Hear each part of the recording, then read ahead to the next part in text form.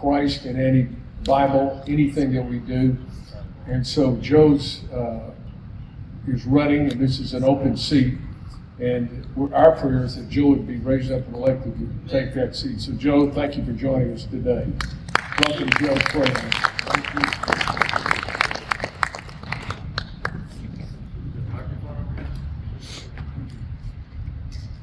Howdy.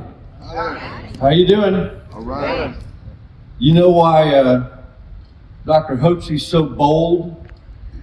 Because he knows it's only the valley of the shadow of death. That's right. Right? That's why he's so bold. Life and death is in the hands of Christ. He already defeated it. So you don't have to be worried about it, right? Amen. That's right. That's right. So I am Joseph L. Trahan. I'm a technologist. I've got things flying around the planet. I've been involved in all kinds of technology startups and things like that. And the #1 business incubator in Texas, #5 in the nation, the Houston Angel Investor Network. I'm the founder and former chairman. And the technologies span from everything from space and defense to stuff you use every day. Even the origins of Wi-Fi, when we started working on that in 1995, 96, Wi-Fi, you couldn't go to the store and buy that. There was 1,000 components on a table with another table with 1,000 components, and they were sending data back and forth through radio frequency, and I was scared we were going to cook anybody that tried to use this, because RF was a little dangerous. But then we got it out and got it commercialized with NASA using Cisco for that. Actually, Proximans who it was. But I made notes for this, okay? Dr. Hotze asked for me, in all of us, tell us how you access your relationship with the Christ every single day and put it into practice, making your decisions and things like that. And I thought, well, these people don't really know much about me, so how about I just open up a little bit and give you a little bit of background. I grew up in a family that liked to build things. My father was running the largest electrical contractor in the world, and we got to be on some incredible projects. A good number of power plants here in Texas, we built them. Most of the big buildings, Med Center, Astrodome, everything from Brownsville to Mobile in the refinery world. If it was electrical, we did it. The name of that company was Fisk Electric Company. My father let me work there from the time I was a little tiny fella. I was a real curious guy. I loved electricity, taking me to these projects, and so you can imagine getting to work with all these giant power plants and turbines and big voltage and motor control centers and all these different types of industries. As a little fella, there wasn't a lot of my friends that understood what in the world I was talking about. And a lot of adults didn't either, you know. But so I had a big interest in technology from the time I was young and got into computing, like Dr. Hotze said, when I was about 14. I was pretty fired up about technology and electricity. Just put it that way. So one of the things that we did, we lived down by Clear Lake. I grew up by NASA. I went to Clear Lake High School, and I got to see astronauts all the time, right? And NASA was one of our clients. We built NASA. My father's company did, and so it was a client for a long time. And so we were always out there, even when I worked for the company as a young man.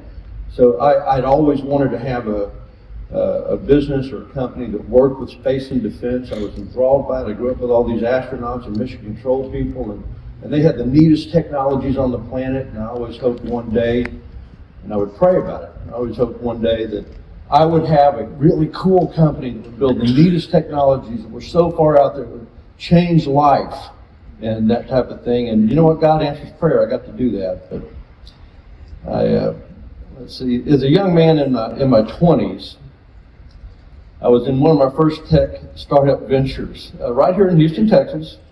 I was in my early 20s, and it set me free. And so I got to do a lot of things after 5 years when we sold that company. I got to start up my dream company. During that time, you know, I'll say it like this. Once I was young and beautiful. Now I'm only beautiful. And I met a woman, right, that I'd actually known her as a young girl. We'd met at church, Bible study. And we ran into each other at church, in my mid-20s, and she was young and beautiful, right?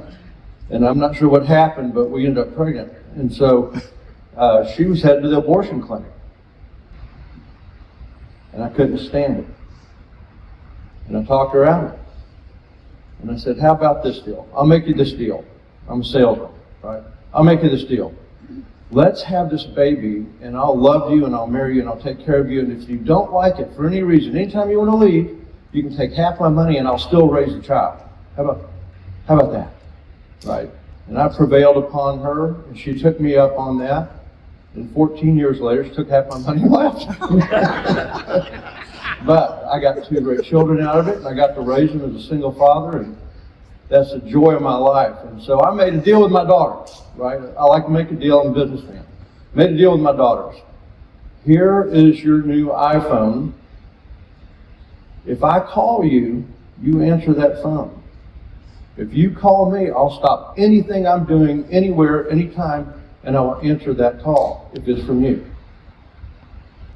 So here I am on stage. I'm being recognized by Rick Perry. He's assigning me the technology fund, right? The governor's reinvestment fund. And so I'm on stage, and my phone rings. I'm introducing him. He's sitting right where you are, okay?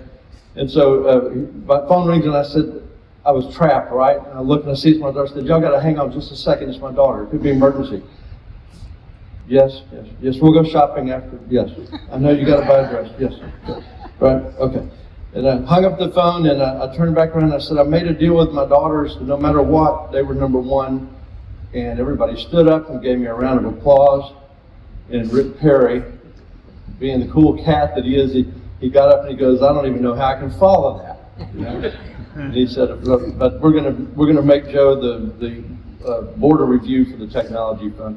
We probably funded 100 companies right here in Houston, Texas, technology-based companies in a period of 4 years to do that. Now, I grew up in a family of people that loved the Lord. My grandparents loved the Lord on both sides. My mother loved the Lord. My dad was an Italian killer in the Marines. You know, he was a different cat. You know, I think there was some PSD there after he came back from Laos and Cambodia. But he ended up loving the Lord openly, where he had been very private about it. And I had relatives, aunts, uncles, cousins, openly prayed, openly. So my whole life, there was never any hesitation about talking about the Lord, about praying, about anything like that. So if you wanted something, you went to the Lord about it, right? If somebody in your family was messing up, you sat them down and you had talk with them. Hey, you're violating the laws of God and physics. Stop it, you know? God's in charge of this. You're making a mistake. That was just how our family worked. So it was like no big deal to take on something, and people would be surprised that you were courageous enough to do it. My school district, for instance, I'm a senior in high school. They decided that they were not going to allow students to have First Amendment right, freedom of expression. Does that sound like what we've been going through here with tech, with big tech? Yeah. It's exactly. This stuff was happening back then, and it was the same subject matters. It's 1984, all right? 1984, they were already pushing the woke agenda. They were already protecting LGBTQX. They were already protecting it. It had a different name back then, right? And they were already convicting you of pre-crime if you said something that they didn't agree with. So I decided to take them to court. I turned 18 in my senior year. I took them to court. I sued Clear Creek Independent School District. They suspended me. I gave them a restraining order. Right? This is how I lived my senior year. Right? How would you like to be in your senior? And you know you got to walk across the stage, right? When you graduate, right? And they can't be within 200 yards of you. One day, I'm in my senior year. We're about 4 weeks from graduation, the head principal, my ex-football coach, and another principal decided they were going to throw me out of school. I was suspended. They were throwing me out of school. They came to the classroom, and they were trying to get me to leave the classroom, and said, "No, I don't think I'm going to. You need to get 200 yards away." This is them at the door of the class. My teacher's freaking out, and all the other students are laughing. Finally, the coach said, "Trahan, you get your out here right now, or I'm going to come in there and blah, blah, blah." And I said, "I'd like to see you try." I was in shape. You know, and maybe a little bit cocky. Anyway, so he backs off, they back off, they go away.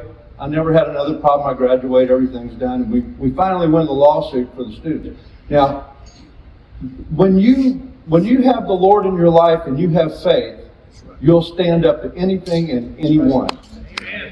Right? And you can look at my nose and you can tell that I've done that. It's been broken about 7 times. But you don't feel it when you're in a good fight, do you?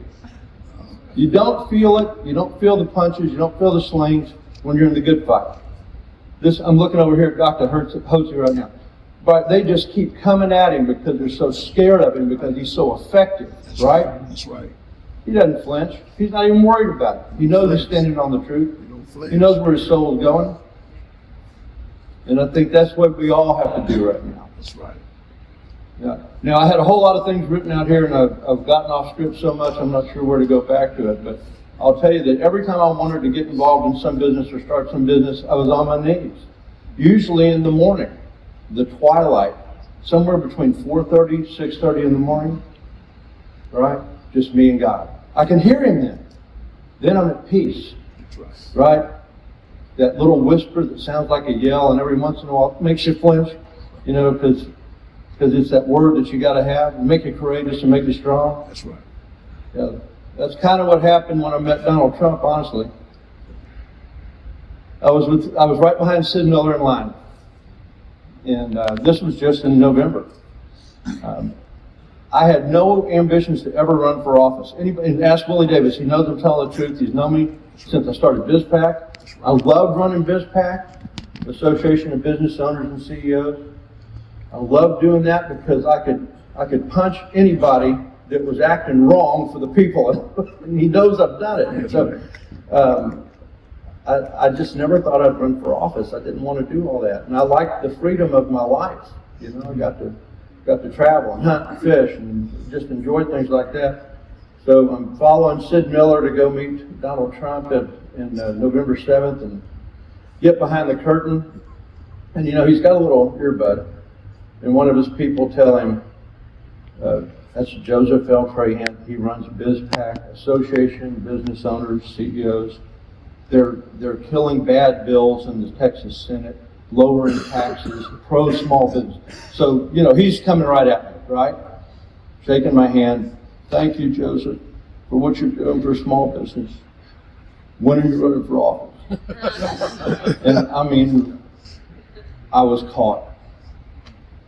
I'm sitting here going, I expect a 77-year-old man to save the United States and Texas, and I'm hunting for a month at a time. I'm goofing off for a month at a time here and there. I've got to step up. I got to quit dodging this. So all that goes through my head in about 2 seconds, and he goes, do it. I was done. I knew I was running for office. I knew I was running. I think I called Willie and said, I think I'm running for office. Something like that. Thank you for the good word. Well, so we got a big fight here. We got a country of people that are asleep. I talked about this with Dr. Hotze just this morning, in fact, and we talk about it often, really. People are so drunk and high. They're drunk and high because they're partying. They're drunk and high. They're high on medication from the doctor. They're so messed up they can't think clearly. They don't even realize communism is at the door. It's twisting the doorknob, stepping in. I'm sick of it. I'm not going to put up with it. I will be courageous about it because I really feel like we're in the fight of our democratic republic, liberty, life right now. That's right. That's right. We have got to speak up. We've got to be bold. We've got to challenge everybody and never back off.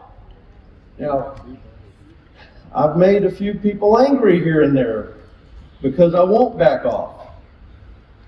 And I'm willing to tackle it with them. Come on, let's go.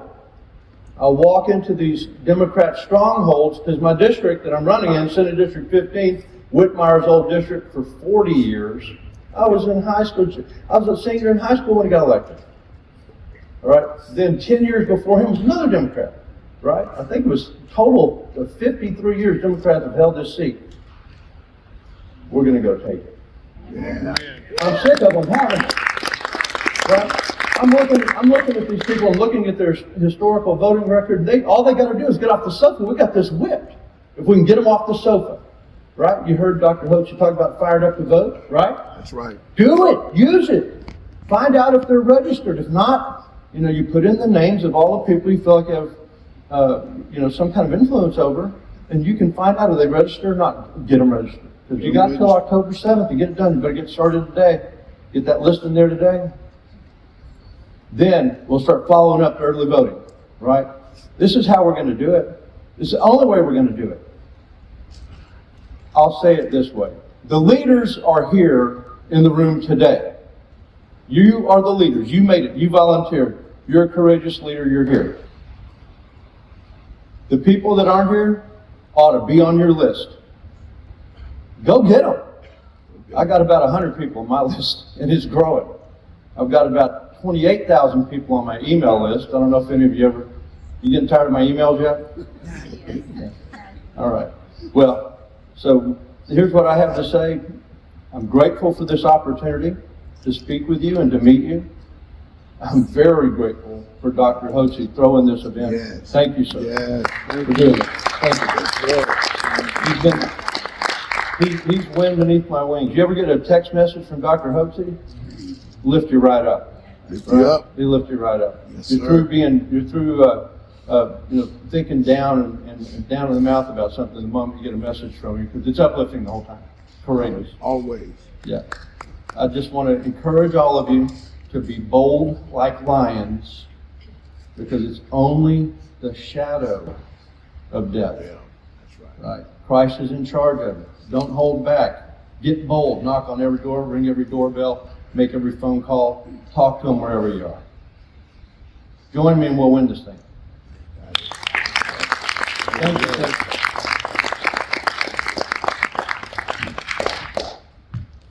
Thank you so much, Joe.